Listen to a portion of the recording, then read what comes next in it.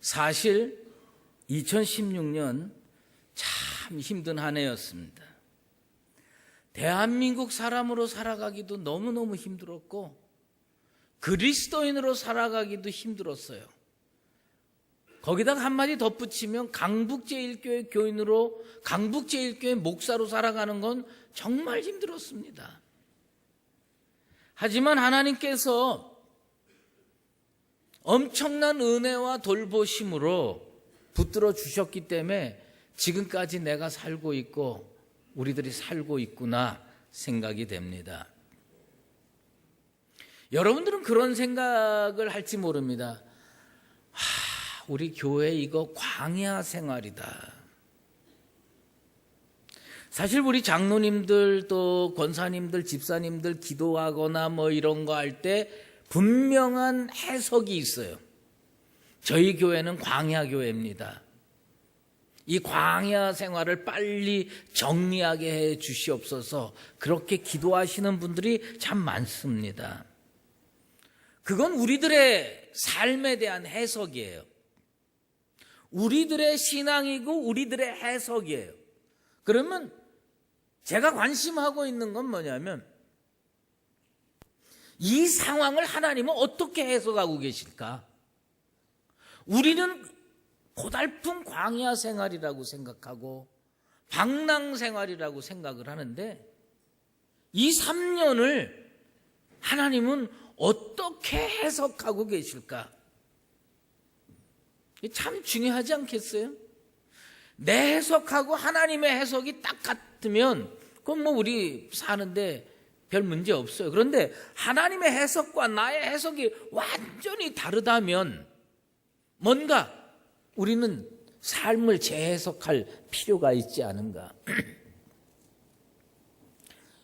마지막 지푸라기 이론이 있어요. 당나귀가 등에다가 주인이 짐을 엄청나게 많이 실어줬어요. 너무 무거워. 일어나기 싫고 일어나기 어려운데 주인이 채찍질로 때려가지고 할 수 없이 가까스로 일어났습니다. 그럼 일어나다 보니까 그 지푸라기가 땅에 떨어지잖아요. 그 주인은 요 지푸라기 하나도 아까운 거예요. 그래서 지푸라기 하나를 들어서 당나귀 짐에다가 요거 아까우니까 얹어놨어요. 근데 그 마지막 지푸라기 때문에 당나귀는 너무 무거워 견딜 수 없어서 쓰러지고 넘어집니다. 지금 한국을 보면 이 마지막 지푸라기, 국가 전체로 보면 경제가 무겁고요, 정치가 무겁고요, 대통령이 거기에다가 더 큰 짐을 올려놓고요, 도대체 이 나라는 너무 무거워서 살 수가 없어. 여기에 만약에 어떤 사건이, 마지막 지푸라기 같은 사건이 딱 나면 이 나라 주저앉을 것 같아. 이 나라 백성들이 삶을 포기할 것 같아. 그런데 이런 어려운 나라를 살아가는 우리에게 하나님은 우리와 전혀 다른 해석을 하면 이건 어떻게 될 건가?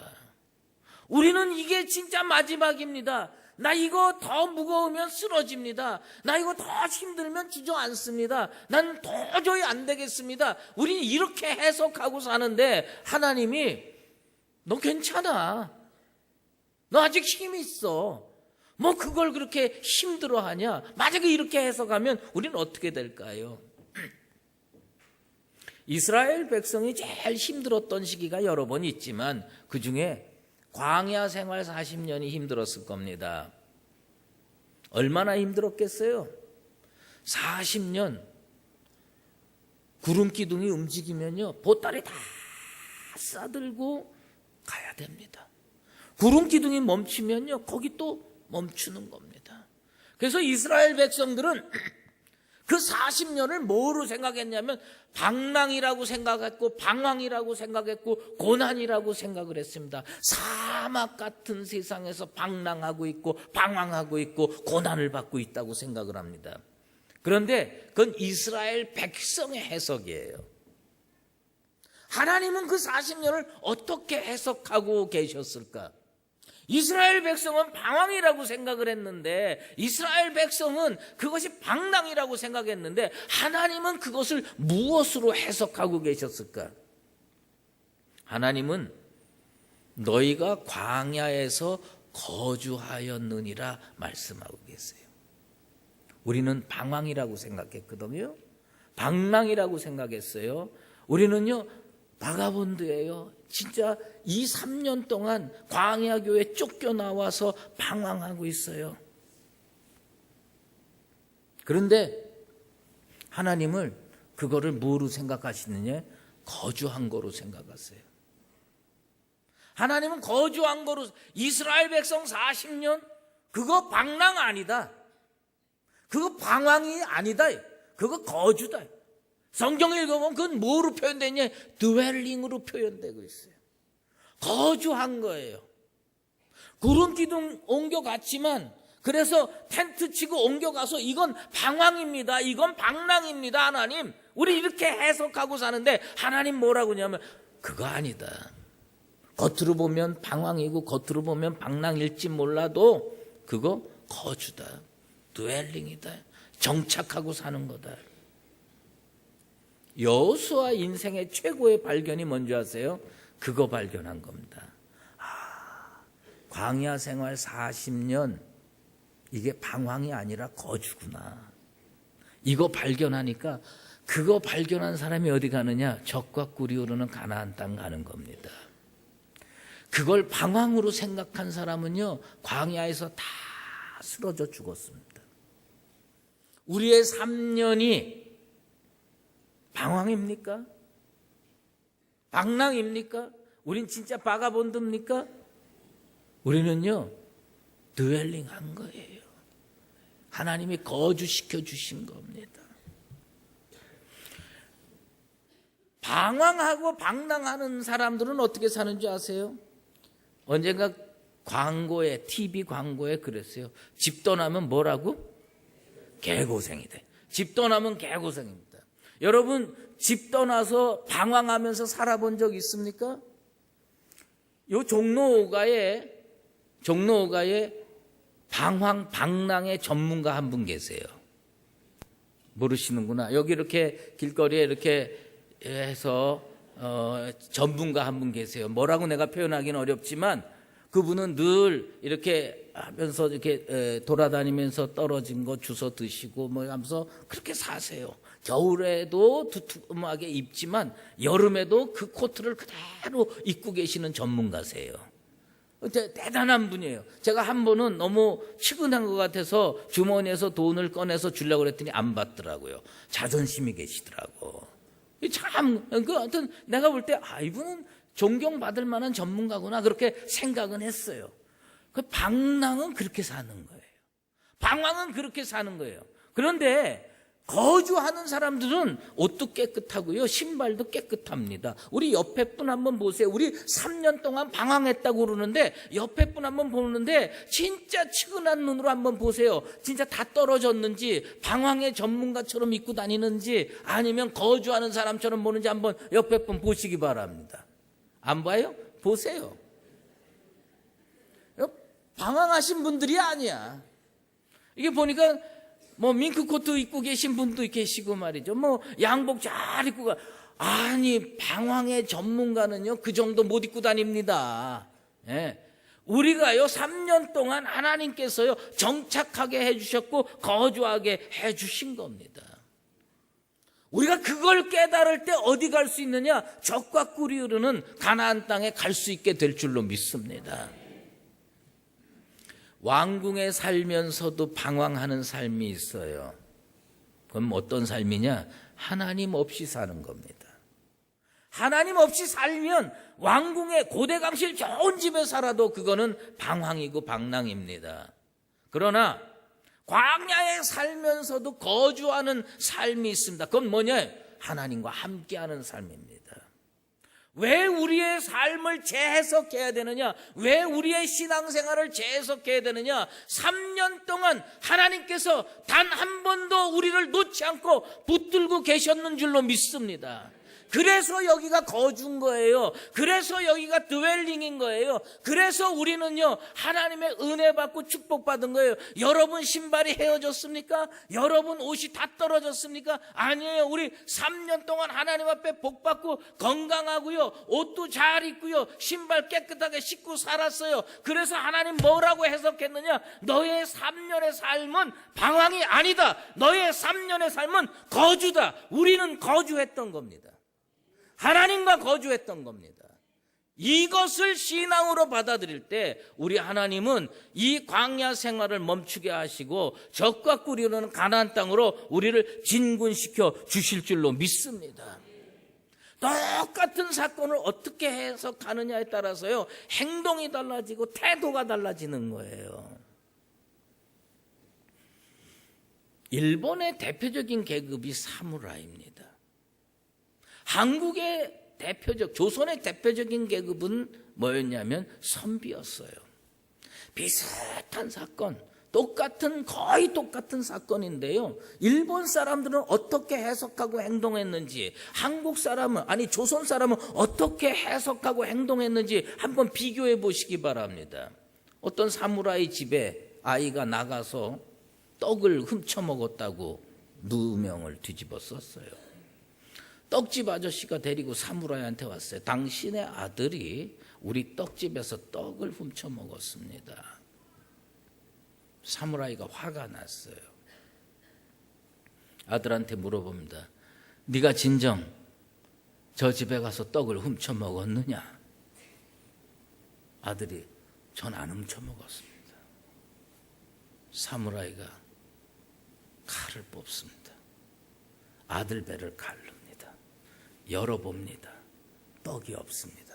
그 칼로 그 떡집 주인을 죽입니다. 그리고 자기도 죽습니다. 그게 사무라이의 역사 해석이에요. 삶에 대한 해석이에요.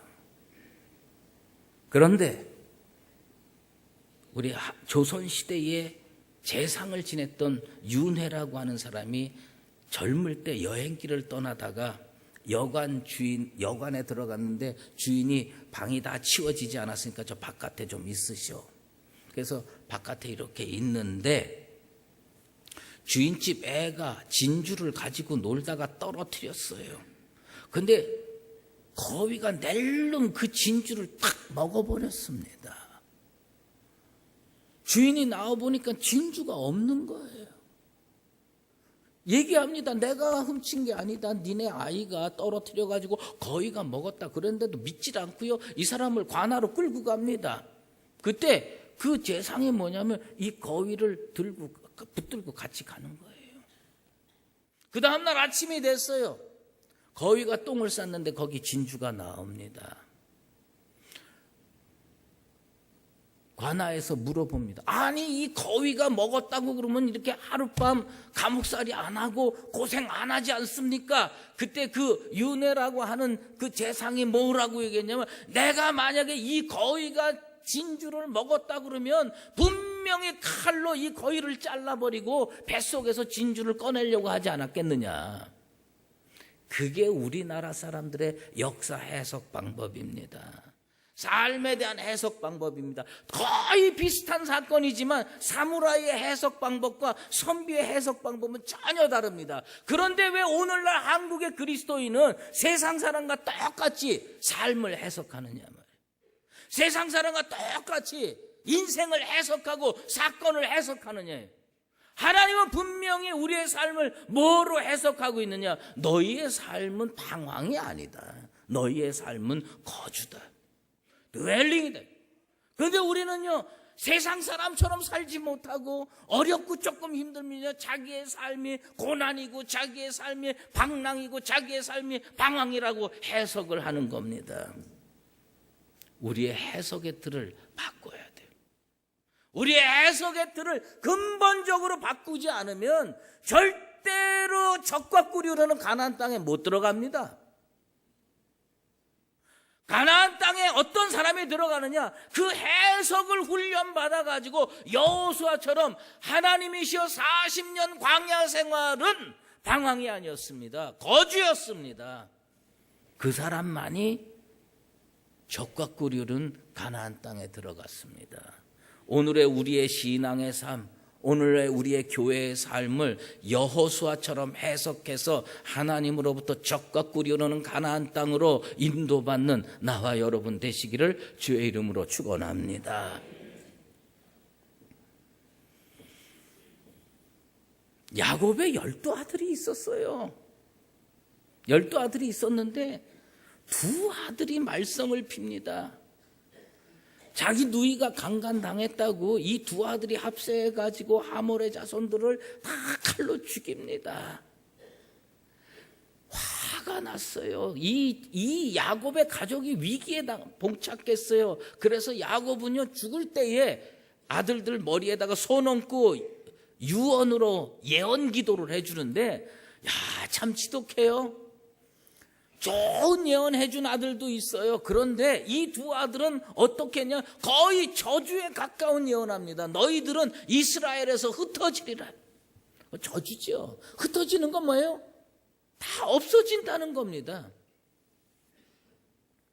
그런데 그 저주를 듣고 시므온은 어떻게 거의 삶을 포기하는 자세로 삽니다. 아이고, 뭐 아버지가 나를 이스라엘에서 흩어진다고 예언을 했는데 나 같은 놈이 삶은 뭐하냐? 나 같은 놈한테 미래가 있겠냐? 그러면서 뭐냐? 장작 패고 물 깃고 그렇게 살다가 유다 지파의 노예 역할하다가 이스라엘 12지파 중에서 제일 먼저 사라지는 슬픈 운명의 지파가 됩니다. 그게 시므온 지파예요.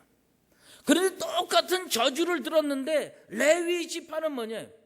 아버지가 예언한 거 내가 하나님 앞에 바로 살아서 바꾸면 되지 않느냐?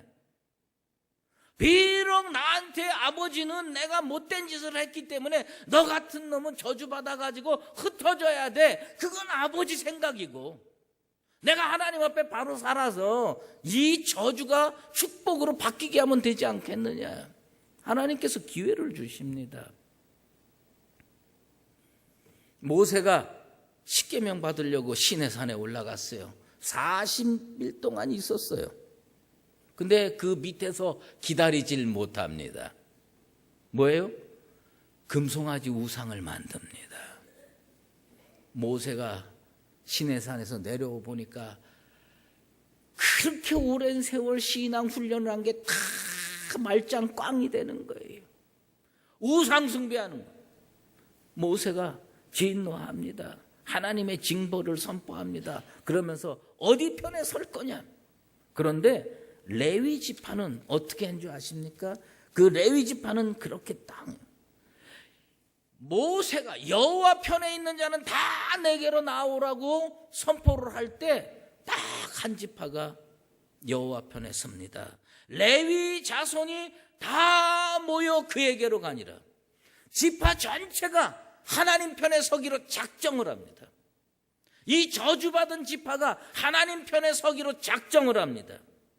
평상시에 믿음이 있는지 없는지 잘 구분이 안 됐는데 결정적인 순간에 레위 지파가, 저주받은 지파가 난 하나님 편에 서 있기로 했다. 그랬더니 하나님께서 그걸 어떻게 해석했느냐? 오늘 저들이 내게 헌신하였으므로 오늘 너희에게 복을 내리시리라. 이 레위 지파가 저주가 바뀌어서 축복이 된 가장 결정적인 순간의 결단이 뭐냐? 여호와 편에 서는 겁니다. 여호와 편에 서는 거예요. 2016년 여러분의 삶이 어떤 삶이었는지 난 잘 모릅니다. 그러나 최선을 다한 삶이었겠죠. 하지만 우리들의 삶을 돌이켜보면 부족한 게 너무 많은 거예요. 세상에 한 발짝 걸쳐놓고 그 다음에 신앙생활 한다고 하는데 2017년을 축복의 한 해로 만들기를 원합니다. 2017년은 소망의 하나로 다시 만들게 되길 원합니다. 그러려면 어떻게 되느냐? 이 저주받은 것 같은 땅에서 어떻게 살아야 되느냐? 여호와 편에 서야 할 줄로 믿습니다. 여호와 편에 서는 그 레위 지파의 결단이 강북제일교회의 결단이 되고 성도들의 결단이 되고 나의 결단이 되기를 주의 이름으로 축원합니다. 하나님 앞에 나는 무슨 결단을 해야 복을 받겠느냐요? 여러분, 나는요, 우리 강북제일교회 성도들 가정이 기독교 명문 가정 되기를 기도합니다. 기독교 명문 가정이 되려면 어떻게 했냐? 여러분이요, 혹시 자녀들한테 아파트 한두 채 정도 물려줄 수 있는 사람 한번 손 들어보세요. 제가 신방해 보면 우리 교회는요, 진짜 놀라운 교회예요. 부자가 단 한 명도 없어. 진짜 놀라운 게, 내가 신방한 거는 부자들이 나를 초청을 안 해서 그런지 몰라도 내가 신방을 해보면 단 한 명도 부자가 없어. 그냥 그저 평범하게 사세요. 그래서 보면 자식한테 아파트 한 채라도 제대로 물려줄 수 있는 사람은 거의 없는 것 같아. 그러면 여러분, 자녀를 그래도 축복으로 인도해야 될 거 아닙니까? 어떻게 해야 되느냐? 여러분이 여호와의 편에 서서 하나님께서 여러분에게 축복하시고 자녀에게 축복하는 역사가 일어나게 되기를 주의 이름으로 축원합니다. 자녀를 위해서라도 주의 일 해라. 자녀를 위해서라도 하나님 편에 서라. 그게 뭔지 아십니까? 나는요, 최고의 헌신, 최고의 봉사가 뭐냐면 1년 52주 성수주일하는 거라고 난 믿고 있어요. 별거 없어요. 하나님이 여러분한테 진짜 복잡하고 어려운 거 요구하시는 거 아닙니다. 1년 동안 날 잘 섬겨라. 하나님 편에 서는 게 뭐예요? 매일 여호와의 전을 사모하고 주님 앞에 나와서 예배 드리는 것을 즐거워하는 것이 하나님 앞에 봉사하는 거고, 하나님 앞에 헌신하는 거고, 여호와 편에 서는 겁니다. 우리의 탁월성이 어디서 나오는지 아세요? 날마다의 삶에서 나와야 돼요. 날마다 어떻게 사느냐가 그 사람을 증명해 주는 거예요. 날마다 여러분 어떻게 삽니까? 날마다 쾌락을 즐기고 날마다 부정부패를 하면서 날마다 하나님 앞에 복받고 살고 싶습니까? 아니에요. 예수님이 왜 하나님 보좌 우편에 앉으셨는지 아세요? 성경을 해요. 예수께서 날마다 성전에 가서 가르치시니라. 예수님의 날마다는 뭐냐? 성전에 가서 가르치는 삶이었어요. 그 우리 주님께서요, 하나님께서요, 보좌 우편에 앉게 했습니다. 지옥 간 영혼이 하나 있어요. 한 부자, 어떤 부자예요.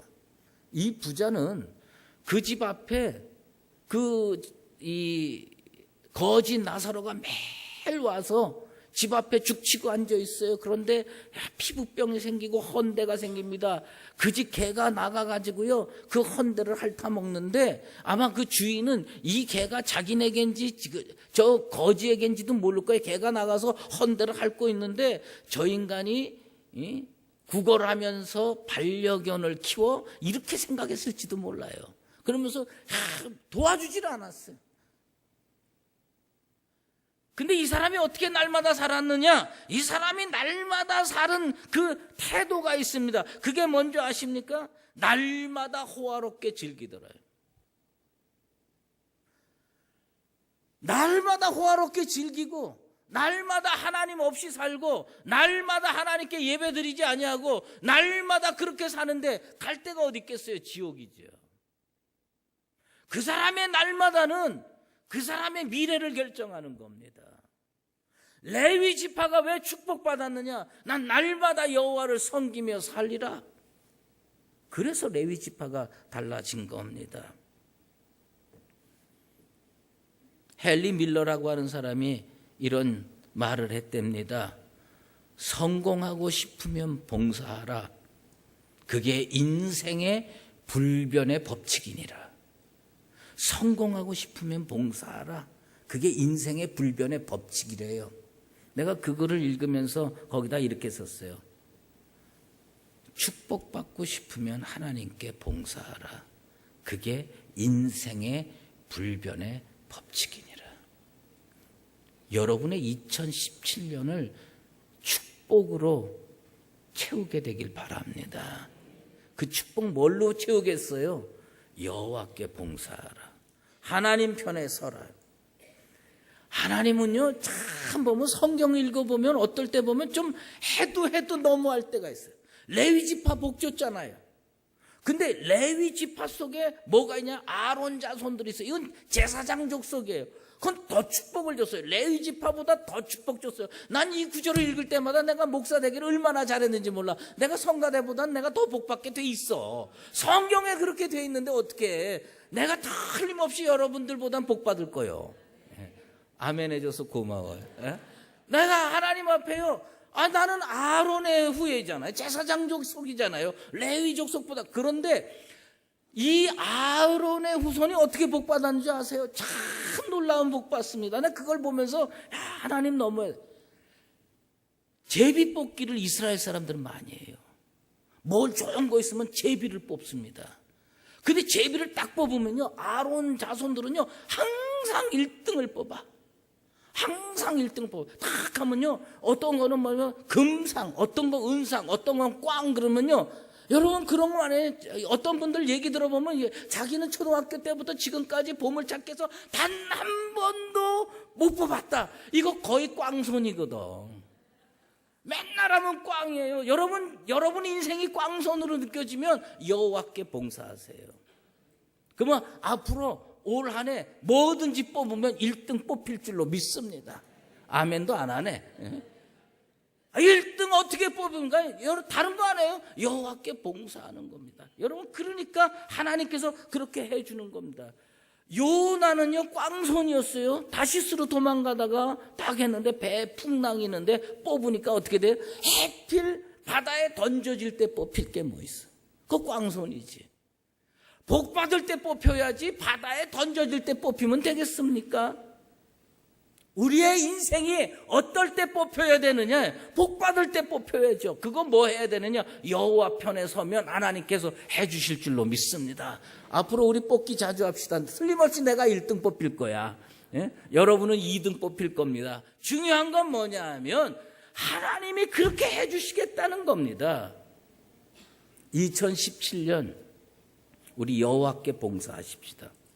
인생을 재해석하고 하나님이 이 광야 같은 세상에서도 나를 거죽게 하셨으니 나는 틀림없이 하나님 편에 서는 것이 복받는 길이다. 그래서 성수주의라고 주의 일 하면서 놀라운 축복받아서 하나님 앞에 나는 꽝손을 벗어나고 정말 위대한 봉사자로 살면서 축복받았다고 고백하는 나와 여러분 다 되시기를 예수 그리스도의 이름으로 축원합니다. 기도하겠습니다. 하나님 아버지, 우리의 삶을 돌이켜보면 사실 복받을 구석이 없습니다. 그래도 우리를 버리지 아니하시고 붙드셔서 지금까지 건강케 하시고 복 주신 것 하나님의 은혜인 줄 믿고 감사합니다. 지난 3년 우리 교회 광야 생활인 줄 알았습니다. 그런데 하나님은 우리와 함께 해주시면서 우리를 붙들어 주신 거주의 인생이라고 해석해 주셨습니다.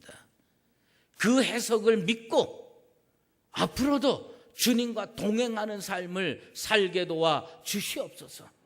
그리고 하나님 앞에서 무슨 일이 있어도 주의 일을 하면서 주의 편에 서서 아론 자손이 복받은 것처럼 레위 자손이 복받은 것처럼 놀라운 축복을 받아 누리며 살아가는 강북제일교회 성도들 되게 도와 주시옵소서. 예수 그리스도의 이름으로 기도드리옵나이다. 이제는 우리 주 예수 그리스도의 은혜와 하나님 아버지의 극진하신 사랑하심과 성령의 인도하시고 교통하심이 주님께서 이 3년 동안 우리를 거죽케 하심을 믿음으로 받아들이고 하나님 편에 서서 더 큰 은혜와 축복의 세계로 나아가기로 작정하는 사랑하는 강북제일교회 모든 성도들 머리머리 위에와 주의 몸된 교회 위에 이제로 영원히 함께 계시옵기를 간절히 축원하옵나이다.